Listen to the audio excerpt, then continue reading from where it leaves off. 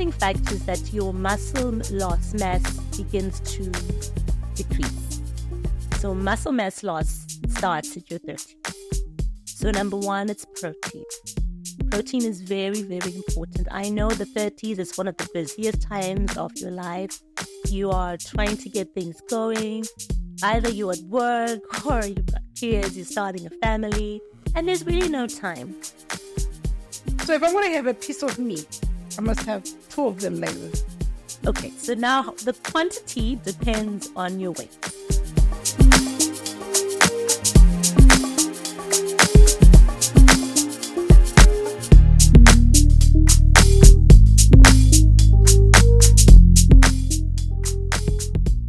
Hi everyone, welcome to another episode of Moments with Nyengeterai. Thank you for following us and for subscribing and being a part of this community. We're really excited about the number of people who've been contacting us, talking to us. It's really exciting to see that we're making a difference. And as you know, the idea for Moments is that we want to help people through stories, and I hope that you can relate and have fun. So today I have a very exciting guest. As you know, one of the pillars for Moments is health. Health is a very important pillar.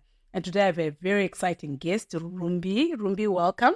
Thank you so much, Nyenge. Before I give away a lot of stuff, can you tell us who is Rumbi, what you do, so people just get an understanding of who you are? Thank you once again for inviting me. It's really great to be here today. So for me, my story is not so long, not so short, but I'm a nutritionist and I'm also a certified health coach. I'm a certified nutrition coach as well. And I absolutely just love anything to do with food. So my speciality is mainly to do with the traditional or our African diets, because I believe that is where we need to be dwelling more in terms of what we're eating, in terms of how we live our lifestyles, because of the aspect that with the traditional diets, they are not only nutritious, but also they are somehow more affordable in the long run for you, because it's easier for you to prevent when you're eating the right stuff, and especially if you're eating as close to home as possible. So for me, that's my level of specialty. I'm just focusing on anything to do with the traditional and our African dishes, foods we have in season, and how you can use them to be at your healthiest. Oh, wow.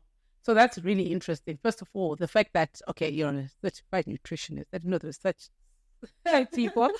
But I think for me, what's really interesting is the fact that you talked about the traditional food and going back to as natural as possible. Before we even get there, I want to ask, why is that interest particular? I mean, you're a certified nutritionist. Why not look at all the food ranges that are healthy? Why the focus on natural? That's a very interesting question, but also one which is very important for us to understand. If you're to look at the history of the African diet, it's actually a form of detox. So it actually helps your body to be able to detox and to get rid of the waste from your body because of the amount and the quality of the fiber that you get from our plant-based diets, as well as the lentils, the legumes, the fruits that we're looking at, the berries. If we're to look at masao, for example, it's called jujube in English, and it's very good for things like your sleep. It's very good for your skin as well, anti-aging. So these are all things that if you were to actually be utilizing and taking advantage of them and consuming them, you won't have to be looking outside to actually try to get the latest anti-wrinkling cream or try to get a sleeping tablet. You're actually able to use what you have available to be able to improve your health and also to feel good and look great at the same time. Oh, wow. I like the feel good and look great. So, let's start there. Let's talk about what are we supposed to be eating in the morning? what kind of diet are we supposed to be eating? Let's say, for instance, I'm 50, right? I'm going through menopause right now. So obviously, like some days, like hot flushes and things like that. But I was never educated on, okay, and maybe I never had an interest in terms of what I should eat or what will help me minimize the hot flushes. Can we go through maybe diets and with different age groups, what people should be eating at this age and what does it do? Let's get into the anti-aging that you're talking about. Let's talk about specific foods, just starting from when people are young. What should they be consuming and what nutrients do they get from it? And then going up to us, maybe 80s. Okay. So in general, when we're looking at the different age groups, for example, we can start maybe with the 20s, because that's the time where most people, they have to start making their own food choices. Otherwise, younger than that, it's your mom who'll be telling you what to eat, packing a lunchbox. But after the age of 20, it's just you on your own. So in the 20s, we tend to see that there are a lot of times when people tend to eat more of the junk food. They want fast, they want affordable, they want on-the-go food. But it's very important that you try and limit by all means the amount of fats that you're going to be consuming on a daily basis. Why? Because the acne, the skin breakouts, all of that actually has to do with consuming a high-fat diet. And in the long run, this fat, it's going to be forming almost like plate within your arteries. So as you grow older and you constantly keep on eating the wrong foods, you're actually worsening your own health in the long run. So in your 20s, it's very important that you try by all means to limit the amount of junk food that we have. So some simple ways of doing that is you can do baked. Instead of going for the chips, you can always do your own baked chips. You can enjoy your smashed potatoes, different ways of actually incorporating potatoes. It's easy, it's on the go. You can also invest in equipment for the 20s, things like your rice cooker, something which is simple and something that you don't have to be worrying, what am I going to eat today? Is just throwing it in there and you're on the go. So with the 20s, I think mostly you want energy because you are still growing, you're still developing, and you want something to get you going through the day. So instead of coffee, you can also try baobab powder. Baobab powder is actually much better than coffee as an energy boost for you. But the taste? Smoothies. So if you can invest in a smoothie or a blender is a good way of just helping you to on the go. There's the handheld ones that you can do. You just put in your fruits, if you want a bit of vegetables, and the baobab as well. You won't taste it. Or even in the oats, if you like having oats or the porridge that you like having in the morning, you can just throw in a tablespoon or a teaspoon of that. Besides helping you with the energy, it's also very good for bone density as well. Because in your 20s, you are more active. You want to make sure that your bones are strong. You want to make sure that you have enough energy as well to take you throughout the day. So those are some of the options that you can then be able to incorporate. And if you have no time, you can still do tins. I know that there's a lot which is said about processed foods, but looking at the quality of tinned foods versus the junk food or, the deep fried foods, there's a big difference. You actually see there's more nutrition in the tinned foods as compared to the deep fried foods for you in your 20s. And lastly, stay hydrated. I think that's a big thing for the 20s because I think they are hydrated but with the wrong things. So you think stay hydrated. I think you need to be specific. Hydrated with what? With water. Yeah. So you can do water. You can also do the infused waters like yours with the lemon. You can do some mint if you don't like the taste as well. Tonic water is not so bad as well. If you want something with a bit of a fizz, but it's still on the healthier side as well. And soda water. How soda water?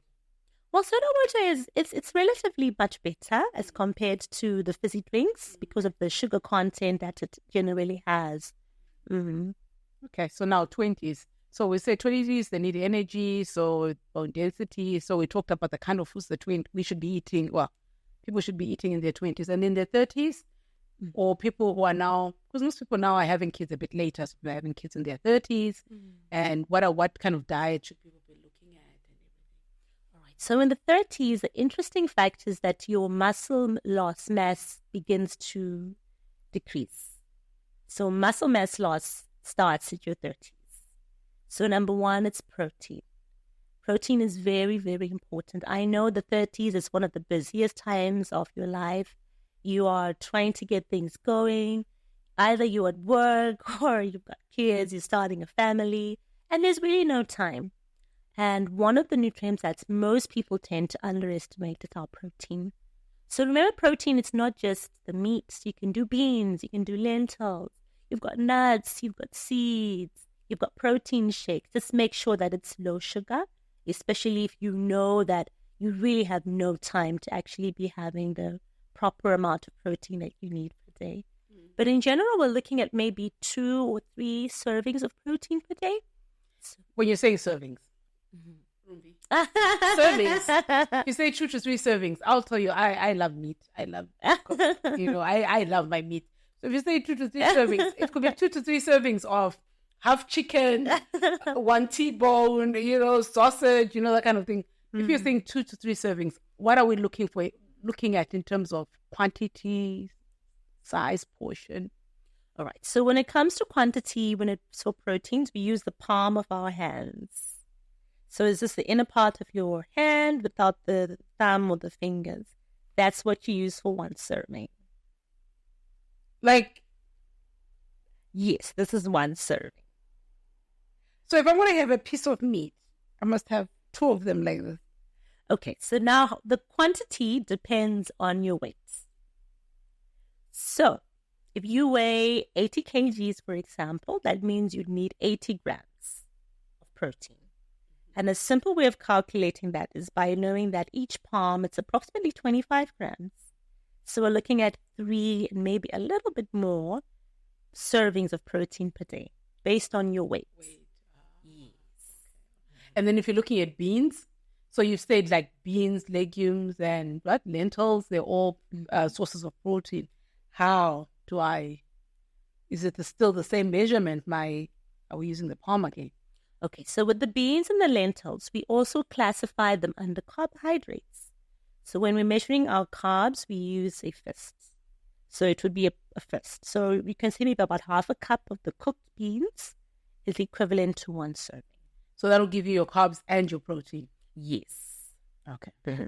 All right. So we're in the 30s, 40s. All right. So in the 30s, maybe we can just go back a little bit. With the 30s as well, because of the way that we spend so much time sitting, there's a lot of joint deterioration which happens. So you need to make sure you have a lot of calcium in your diet. And calcium is not just the milk, because some people are lactose intolerant and stuff like that. Things like an orange. I'm happy we've got oranges today.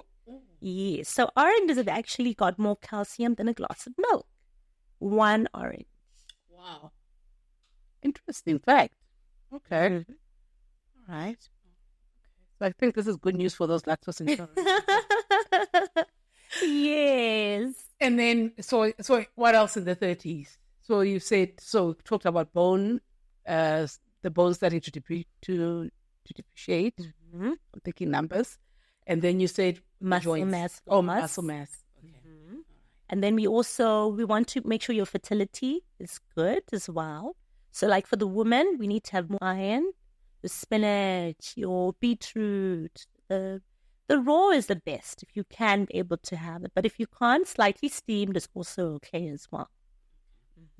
Your liver as well. These are all things you can be able to start introducing to your diet. And even the small grains like millet, it's also quite high in iron because of the red color that it has. So you can also start trying to have either it as sadza or as porridge. You can be able to get the nutritional benefits from that as well. And for the men, pumpkin seeds is a must because of the prostate health. Oh, so from 30, the men should be taking pumpkin seeds. Yes. Interesting. Because they say the quality of the sperm as well as the quality of the egg, it determines and increases how fertile or the rate of pregnancy that you're going to get. So you don't want to be having a healthy egg and an unhealthy sperm. Otherwise... It's very interesting. I'm trying to imagine it in my head.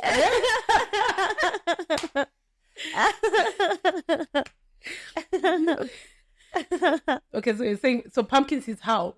Roasted, how do they consume them?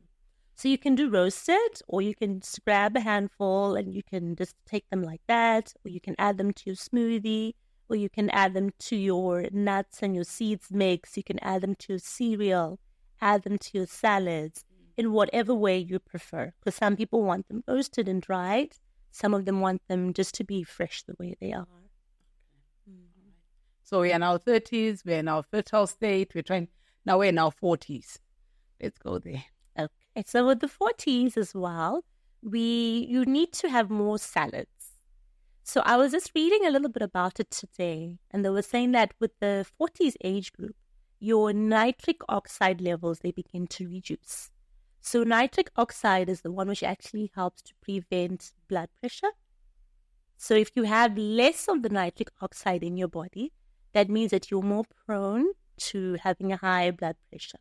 And for men, you're more prone to erectile dysfunction as well. So it's very important that you have at least 2 salads per day. So the salads will be like your lettuce, your cabbage, your spinach, maybe just lightly steamed as well. That's a good way to ensure that your nitric oxide levels are working as they should. Okay, let's go to salads. What if I have a coastal salad? Because what's going to happen is I'm going to pack it with mayo.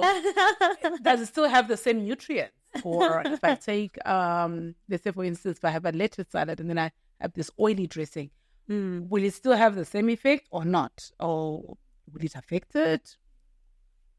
Okay, so with the dressings, like what you're saying, it's very important that we go low fat. Why? Because there's what we call the omega-3 to omega-6 ratio. So omega-3, this is what we find in your chia seeds, your salmon, your fatty fish, and your olive oil. And these are the healthy fats that help to protect your heart. They help to clean your arteries. They also just in general help you to feel good and to be, just to look good as well. Then we have the fats that we're always consuming. So the salad dressing, that's an omega-6. If you're going to be having a high amount of oil, like the vegetable oils, the sunflower oils, safflower oils, they have omega-6. So when you are in a general basis, what we say is there has to be a balance of omega-3 to omega-6. So omega-6, it must be 2 is to 1. So 1 part of omega-3 is to 2 parts of omega-6. So if you're going to be consuming a high amount of the omega-6 in your diet, you need to make sure that you're getting at least half of the omega-3. But most of us, either we can't afford or you can't find. I was about to say, like, a normal household won't buy olive oil, especially in Zim. No, most people won't buy because it's expensive. So what do they do instead? So the best thing for you is to make sure that you reduce the amount of fat that you consume on a daily basis as much as possible. So even if you're cooking, it's 1 tablespoon per person when you're cooking. So even if it's your vegetable, if it's your chicken, if it's your rice, the whole meal, if you're cooking for 6 people, must only be cooked with 6 tablespoons of oil and no more than that. Because once you increase the amount, you're increasing your risk of most of the diseases that people are suffering from. The non-communicable diseases, or obesity, dementia, the Alzheimer's, the belly fat, all of these have to do with high consumption of a very high fat diet, which your body is not able to digest and utilize. So it's going to store it in the wrong places. It's going to cause inflammation, and eventually it can lead to cancers as well. So in your 40s, it's a time when you have to start making sure that you are reducing the amount of the unhealthy fats that you're consuming, and you have more of the healthy fats. If you can, be able to find them. But chia seeds are a good option. I think they're not too expensive, and it's not like everyone in the family is going to be wanting to have them. So you can actually just start with chia seeds. You can add them to your oats. You can add them to water, have your chia seed water. You can add them to your fruits. You can add them to your baked, like the orange cake you baked for us today. You can be able to actually get the nutritional benefits from having some of the chia seeds as well. Okay, that's interesting. Now, the 50s. Let's talk about the 50s. Okay, so with the 50s, one thing you need to be very cautious of is your heart. Because your heart is no longer pumping as strongly as it used to when you were 20. And for every year that you add, your heartbeat is slowing down by almost 10%. So you have to make sure that all the foods that you consume are healthy for your heart.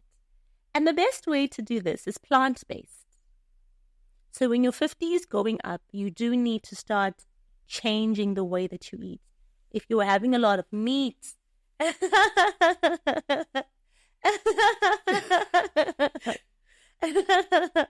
least 1 or 2 times per week, do a vegetarian dish. Okay, I thought you were saying 1 or 2 times a week. Do a vegetarian dish just for your heart, because you want your heart to remain strong. You want to reduce the risk of blood pressure. You want to reduce the risk of getting a heart attack. You want to make sure that your heart is pumping strong, especially as you age. So that's very important that you do focus on more of a plant-based. And the next thing to do is to have more fiber. Because as women, especially after menopause, what happens is you're more prone to having a high amount of cholesterol. Because of the estrogen imbalances that are there, it's no longer protecting you from some of the diseases. So you have to then make sure that you do other ways of reducing the cholesterol in your body. And the simple way is by having a high fiber diet. Can you give me examples? Let's say examples of, especially if we're talking about the heart, and you're saying plant-based, what kind of foods should we be eating in our 50s? And what kind of fiber should we be eating in terms of, especially when you look at the kind of foods that you promote in terms of African, as natural as possible. What would people in my age group be eating? Okay, so we do have mutakura. I know it may sound like it's a bit old-fashioned, but the health and the nutritional benefit of the round nuts, the nyemba, it's called cowpeas or black-eyed peas, which is very healthy for you as well. It's also very high in fiber, and it's one of the best nutrients that you can possibly get from a plant-based diet. So if you have something like that in your diet, that would be good. And your lentils as well. I know they're a bit pricey, so you could also maybe look for beans as well. Beans are also another simple way of... All beans, like all beans, or just particular beans? Because I mean, like sugar beans, there's all sorts of beans, like those white ones, those big white ones. So is it any beans or is it particular beans? So about the beans, this one also has a lot to do with your blood type. Because each and every blood type that we have, it actually varies in terms of the types of beans. So like, for example, if you're a blood type O, sugar beans would be a no-no for you. But how do I know? So do I have to go in? Do we have to go and test it, to get tested, so we know what our blood type is, so I know what not to eat? Yes, we do. Oh, wow. Oh, wow. I just eat. I mean, like, I just eat. I mean, growing up, I hated sugar beans because I think that's the way they were cooked. But now, I love sugar beans. You know? So you say that it's important that we find out what our blood type is so that we know which type of bean to eat. Yes. Because also with the blood type, the important thing is it helps you to know the types of exercises that you should be doing. Because sometimes I do have a client who I was working with, and she was doing very excessive workouts. She would go to the gym and she was complaining her face is now bloated, she's feeling tired, her heart is beating so fast. And I asked her, what's your blood type? And then she was, I'm a blood type A. And I told her there's no way that a blood type A should actually be having or doing exercises which are strenuous. because your body is not able to tolerate the amount of stress that this workout does on your body. So as a blood type A, should have to do more relaxing workouts, should have to do more of a plant-based approach because she's got less of the acids in her stomach. So she can't be able to actually digest the hard meats like the beef and stuff like that. Wow. And then what's the most popular blood type? O. Yes. And O, blood type O people, I said, what are these? I don't even know my blood type, right? What are they supposed to be eating? So with the blood type O, your fuel is protein. So you can have more meats. That's positive for you. Okay. But what you need to also now be aware of is the low carbs is the best way for you to go about it, because your body is not able to digest and break down the carbohydrates. So it will be stored as fat. 1, and 2, it actually increases your risk of insulin resistance because your body is not able to actually break it down, and it's not as effective as compared to other types of blood types. And remember, when we talk about carbs, your digestion happens in your mouth. It's not in your stomach. So you've got so much acids in your stomach. Those are not going to digest the carbs for you. It's meant to be done in the stomach, in the mouth. So with the blood type A, they've got less stomach acid. So it's easier for them to digest the carbs. So with the blood type O, definitely doing a low-carb diet will work really well for you. But remember what we said about beans? The beans type, it now has to vary based on the amount of sugar. So with the sugar beans, like the name, there's more sugar that you would find per serving of the sugar beans. But you'd find less sugar in black beans, in the nyemba or the cowpeas, all those other types. The white beans, they've also got a lower amount of sugar in them. So you'd rather do more of those. The chickpeas as well. Okay, chickpeas for blood type O, it's a no-no. But for maybe an AB blood type or a B blood type, you can be able to do chickpeas as well. So in terms of the carbs that now blood O in the 50s should be taking, what type of carbs? Okay, so we're looking at things like your oats. You've got the millet, you've got sorghum. Interestingly enough, I did a bit of research in sorghum and realized that it's an anti-aging food. Sorghum? Yes. Sorghum is what, Shona? Sorghum is what? Yeah. Yes. So with the sorghum, if you're to look at the Tswana ladies, because I was speaking to my hairdresser the other time, and she was telling me, you look at the Tswana ladies, their secret is simple.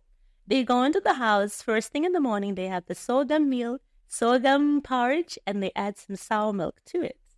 They have that for 3 days. After those 3 days, when they come out, their skin will be flawless. So sorghum porridge? Yes. With like lacto? For them, with the lacto. But maybe for us, you can do something like the type of milk that you're consuming. If it's going to be the soy milk or the Greek yogurt, if you're not necessarily having the milk. Oh, interesting. Mm. I'm going to try that and see what happens. So to all the 50s out there, can we try, let's do a 3-day challenge or a 1-week challenge, and then you just tell us the results after 1 week. Okay, so what else? You were talking, okay, we're still in the 50s, so I'm very interested in the 50s. Mm. What else should we be eating and consuming to help us with our skin and our hot flashes? Okay, so with the hot flashes, the flax seeds are very good. The seeds is something that you have to be having on a daily basis because of the hormonal imbalance that your body is going through. So you can do 1 handful or 2 handfuls per day, depending on the intensity of the hot flashes that you're going through. And also try and avoid a lot of supplements, because sometimes you may be taking something and thinking it's beneficial to your body, but is this passing out and nothing is actually happening to your body? So the best thing is to make sure that you start with your diet. Make sure your diet, it's, as we said before, it's more plant-based. At least 2 or 3 days of doing plant-based. Your vegetables, this one you cannot compromise. Every meal must have an element of vegetables with it. So if we're eating vegetables, can I say like your tunga, your kovo, those are fine? Yes, so we call those the leafy vegetables. Mm-hmm. And leafy vegetables, because of the green color that they have, they actually help your body to detoxify. Okay. So you can have more of the tsunga, the mbora, and then you can cook them in the different varieties that you want in the different ways for you to have them throughout the course of the day. But breakfast, you need to have a bit. Your lunch, you need to have some. Supper, you need to have some. And cabbage? So cabbage is best to have it raw in the raw state. So when we say raw, we mean just grating it. You're maybe adding a bit of apple cider vinegar or a bit of lemon juice, and you're taking it like that. Because you need the nutrients that you get from the cabbage to be able to work in terms of the digestion. And you also want the fiber as well that you get from the cabbage. And the water that you can also get from the cabbage. So you don't want to end up having a high-calorie diet, be compromising the quality of the diet that you're having because you've added extra calories through your salad dressing, or you've cooked it and you've added a lot of cooking oil and it's now greasy, and there's really no nutritional benefit of your body because it has to now struggle to deal with the fat. And then what happens to the cabbage that you really wanted? Is this going to be passed out without actually being broken down and being utilized as it should in your body? So, okay. So I'm just thinking out loud. What about the men? You know, in the 50s, a lot of beer bellies out there. You know, what do? Are they eating the same diet, or is there something more that they need to eat? And I think in their 50s as well, that's when a lot of men now start having, get tested for prostate cancer and things like that. So with the men, you should definitely join the women with the 2 days of the plant-based diet because of the heart. Okay. And then when it comes to the belly fats, there are different types of belly fats. So there's one like what you said, which is called maybe from the fatty liver. And with the fatty liver, it's a sign that you need to be doing more of detoxification of the liver. How do you know what type of belly fat you have? So with the fatty liver, it will extend from just underneath the chest and it will come down. Okay. Then with the adrenal belly, which is generally caused by very high stress levels, it's like a pooch and it's small. It hangs down. So either it can hang low or it can just hang, but it doesn't come all the way up here. Then there's one which is from hormonal imbalance. So with this one, you'll see with the men, they'll start growing like little breasts. With the women, they'll have back fat as well as more of the fat in the truncal area as well. The middle section. Yes. Yes. So you'll see that there's more of the fat which is then collected in those areas. So each and every one of those actually has a different diet. Can we go through each one? Okay. So with the fatty liver one, the one we talked about, the one that pot belly. So that's the rounded one. Okay. With that one, you have to make sure that you're taking more of the greens. So more of your tsunga. The bitters are very good for that. So all the bitter vegetables that you don't really like having, those are the ones. So like, what's the other one with like little leaves? The tsunga, right? But there's the other one, not nyemba, I can't remember. Nyeve. Is that good? It's very good. Okay. The bitter it is, the more. What about the dried form? Because you know how a lot of people now, it's hard to get the fresh. Can you still, those dried ones that you get in the shops, do they also help with the belly? Yes, because with the dried ones, they actually do have a lot of nutritional value as well. So you're still going to get the benefits of the fresh and the dried. Except that the fact that it's made in a different form. So more of the greens to help you with the liver, more garlic, more onions in your diet. Reduce the amount of alcohol consumption. You were taking a lot of alcohol, you need to slow down because it's a sign that your liver is not able to detoxify. It's not able to get rid of the toxins that have accumulated in the liver. So there's now a lot of pressure with the liver trying to function normally. And this is where all of the detoxification actually happens from your liver. So it's very important that you make sure that you have a good diet. You need to have more water as well and make sure that you are exercising just to help to reduce the amount of pressure on your body from the fat accumulation and sugar. Interestingly enough, also contributes to fatty liver because it forms the fat that then collects around the fatty liver area. All right. So that's the what do we call it? The fatty liver or the pot belly, you could say. Right. So the next one is the stress one, the stress tummy. So that's the one that hangs. I think I have a stress tummy. So say the stress tummy is the one that hangs. It hangs and it also has what? So with this one, you'll just notice that it's on the lower. So it's like a pooch. For some, it may not necessarily hang because some people are slim, but you realize they've got a little pooch there. So that's what we call a stress belly. With the stress belly, you need to have more vitamin C. You need to make sure that your protein intake is adequate as well. You're not skipping on the protein.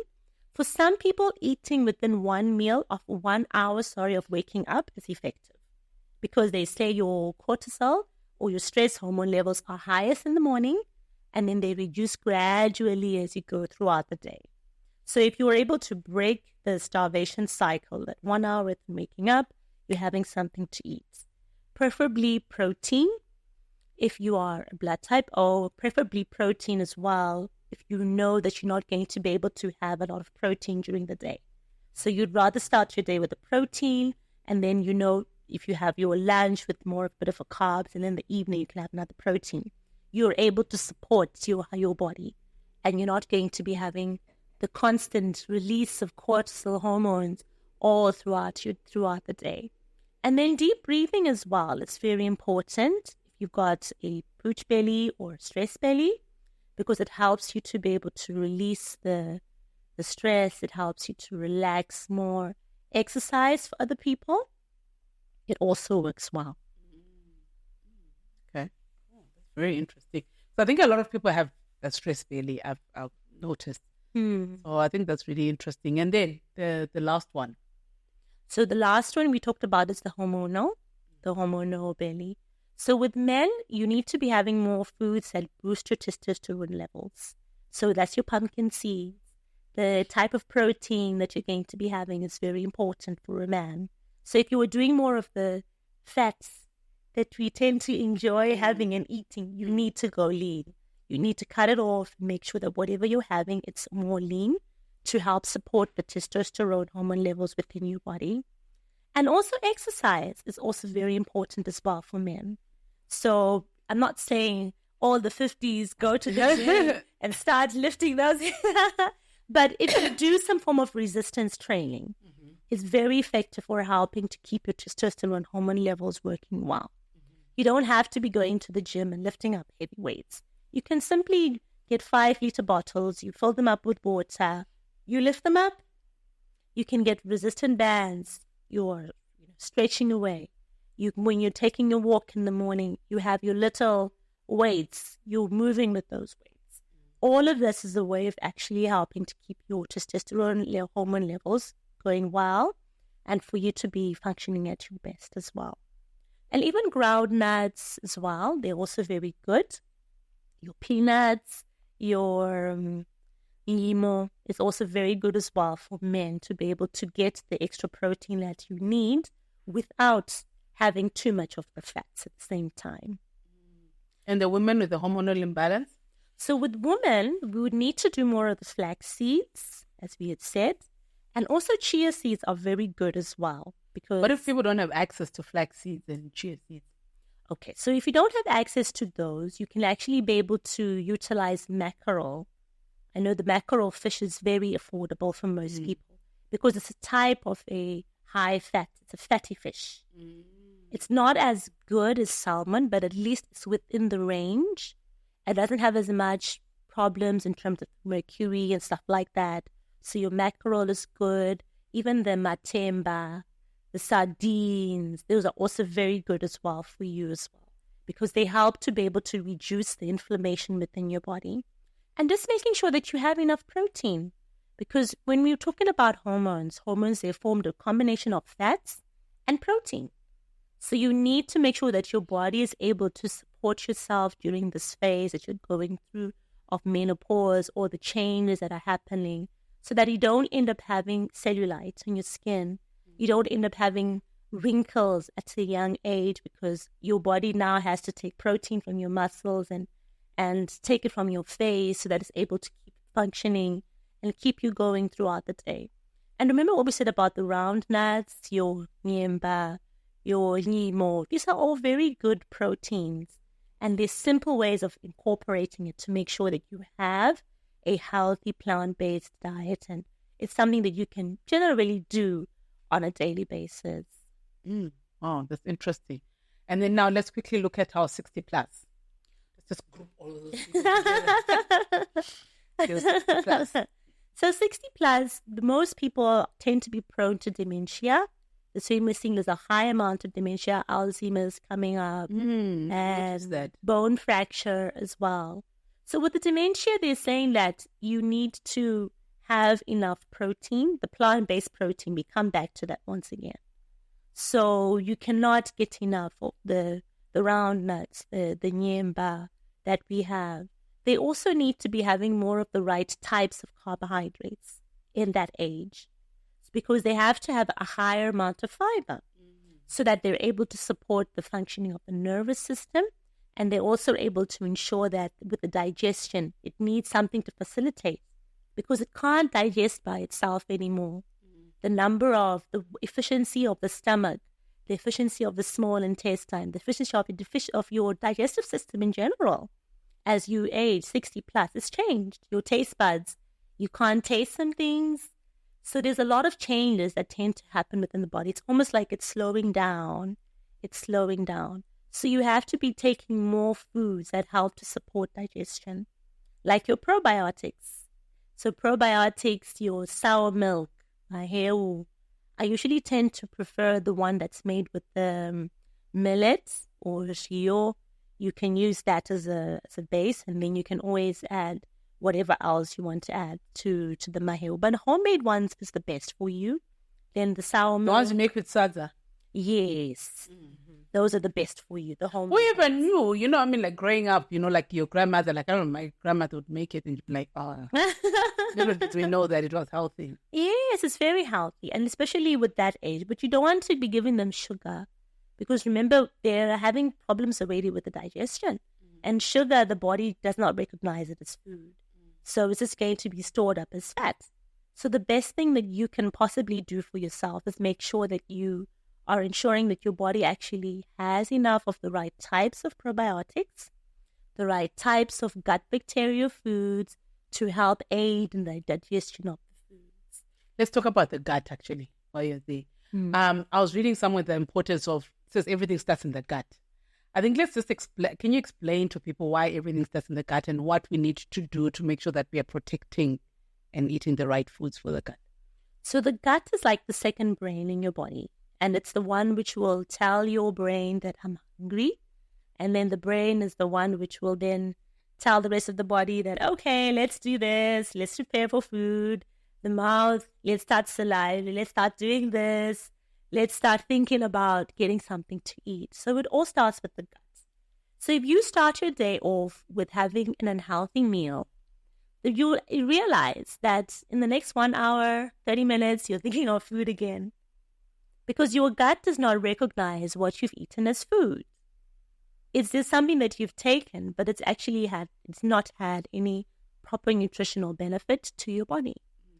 So that's how the gut operates. The gut needs you to be having foods that are able to support that. It can then give out to the rest of the body and say, okay, fine, I'm going to be sending you energy in the form of carbs. The protein, I'm sending you to the brain because the brain needs to be functioning. I'm sending you to the skin. It needs to be able to break down everything in such a way that it's able to provide the nutrients as well as the energy for the different parts of your body to function well. So if you're feeding your gut with the wrong foods, it's not able to break down anything. And that's when you start seeing that you will have things like your heartburn, your acid reflux. You start complaining of, I've got acids. I've got ulcers, because the body is not digesting. It's not able to break down anything to actually provide the food that is needed for it to be able to function well. What about people who burp a lot? So burping and things like also constipation and gas. Burp a lot, gas, and what is that? So all of this has to do with the guts. Is this a sign that your gut is not working well? You have to make sure that you start taking in more foods to increase the amount of the healthy gut bacteria. So with the guts, we have what's called the bad and the good gut bacteria.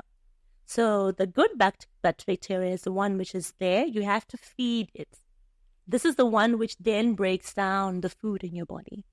But if you're taking in the wrong foods, you're actually feeding the bad one. And then the bad gut bacteria will overshadow the good.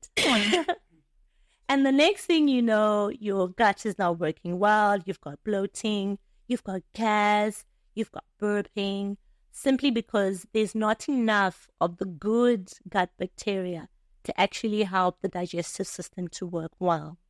Wow, yeah, that's very interesting. Because you encounter people who are constantly like burping or like gassing or, so I always wonder, like, what is it? Is it something that they're eating? Is it, Mm-hmm. So now at least now we know.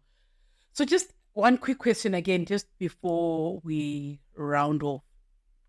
In terms of following a generally good diet on a low budget, I mean, we all know how the economy is and people are trying to balance things out.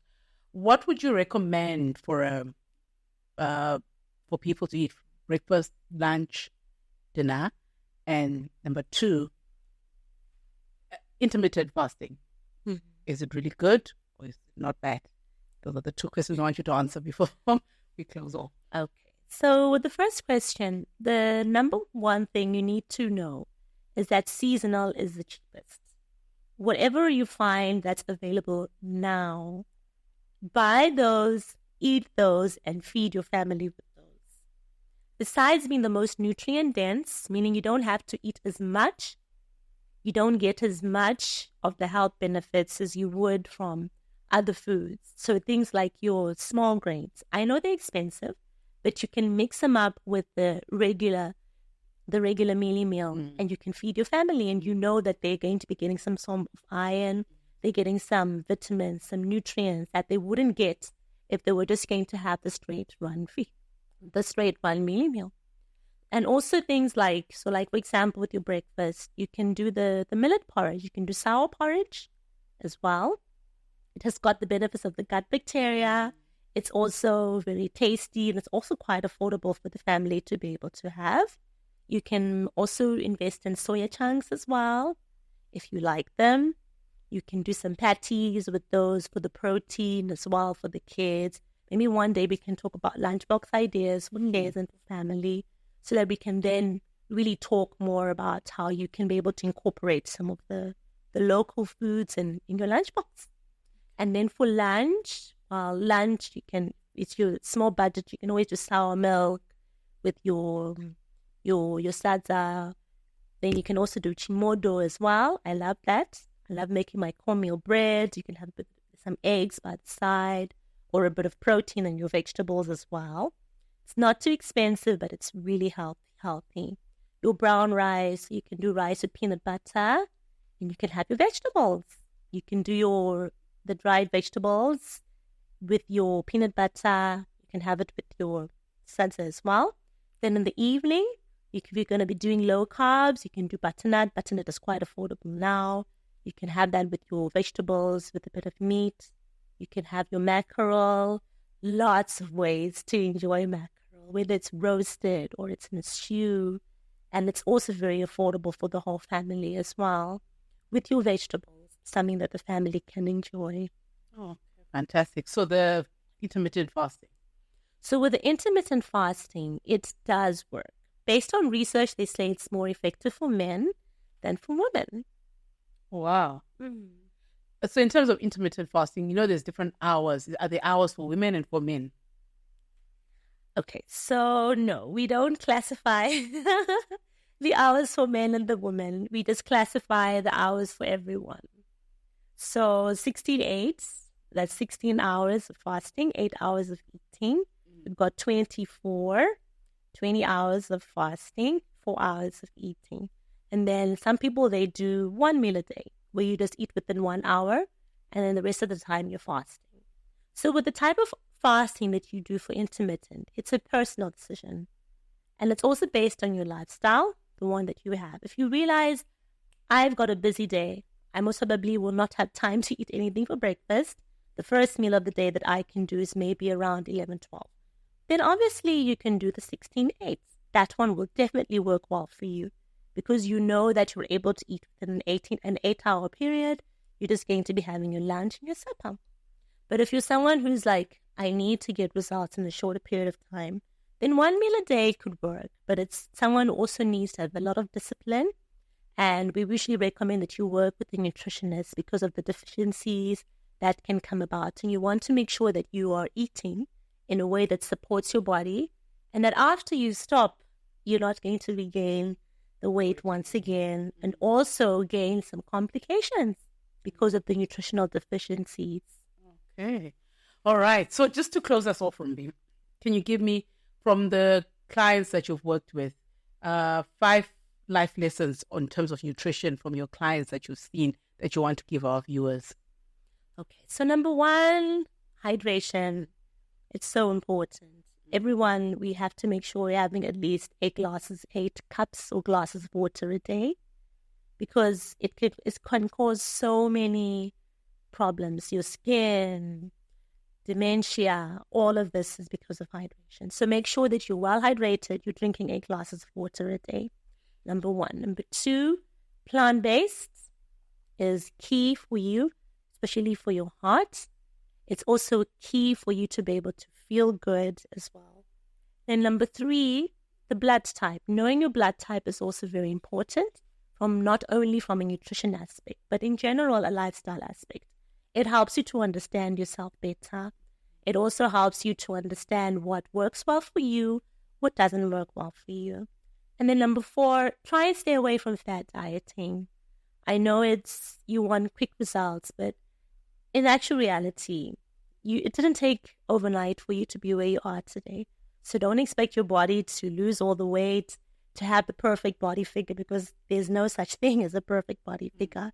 You need to actually take it one step at a time and take the process. Don't fad diet, because at the end of the day, you can either lose your life, because we've got people who've died from these fad diets, and it's something that we wouldn't want for any of our viewers to have to go through that or have a loved one go through that. And then number 5 is make sure that whatever you're eating, focus on nutrient density. It's not always about the price. Sometimes you may say healthy foods are expensive, but if you're to look at it in the long run, you'll see that it's better off that you invest in your health now. You invest in getting the best quality of the foods that you can, so as to prevent diseases, not only for yourself, but also for your family. Oh, wow. Thank you for those 5. So we're just going to have just to close off, some fun facts, about you, So what's your favorite color and why? Yellow. Oh, surprising. And why? It's a happy color. I know, right? Yes, it's beautiful. Sunshine. Yeah, I love yellow. And your favorite animal and why? Butterfly. Oh, why? Because of the different stages that it goes through in life. It's not just beautiful one day. It's something which doesn't look very nice, but it has to work. It has to struggle to actually come out and be something beautiful.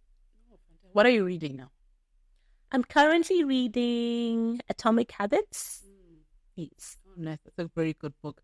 And what's your all-time favorite movie that you've watched? I love The Sound of Music. Wow. Yeah, we killed The Sound of Music this house. I don't know how many times we watched it because my daughters really absolutely loved it. So we used to watch it for ever and ever. I don't know how many times we watched that. We're packing our bags. And before I ask that, I've got one more thing. Yes. You are about to transcend. This is your last day on your deathbed. And the one thing that you say, I'm ready to go because I touched more lives than I thought was possible. Oh, wow. That's beautiful. Oh, I love that. And we're packing our bags. We're going to the airport. Where are we flying off to? Dubai. Oh, wow. Okay, the first person who said that. That's a very interesting one. So, Rumbi, I don't know if you have one more thing to say to our viewers before we close off. And thank you so much for the information and the, oh my gosh, I could have talked for hours. I think we actually need to do another one where we talk about, maybe focus on children, then focus on children's lunchboxes and what the children are eating, because we're having a lot of obese kids and things like that. I think we need to have another session. But Rumbi, just one thing that you want to say to the viewers before I close off. You are so special, and you must never forget that. I think one thing about nutrition and about healthy eating is self-care. Your brain is either your friend or it's your enemy. So I encourage you to make your brain your friend by believing in yourself. And the next time you look at yourself in the mirror, tell yourself how beautiful you are. Don't look at the flaws. Focus on what you love about you. Oh, thank you, Rumbi. With that, viewers, remember, when you look at yourself in the mirror, focus on what is beautiful, and self-care is very important. So thank you, and see you next week. Have a fantastic week.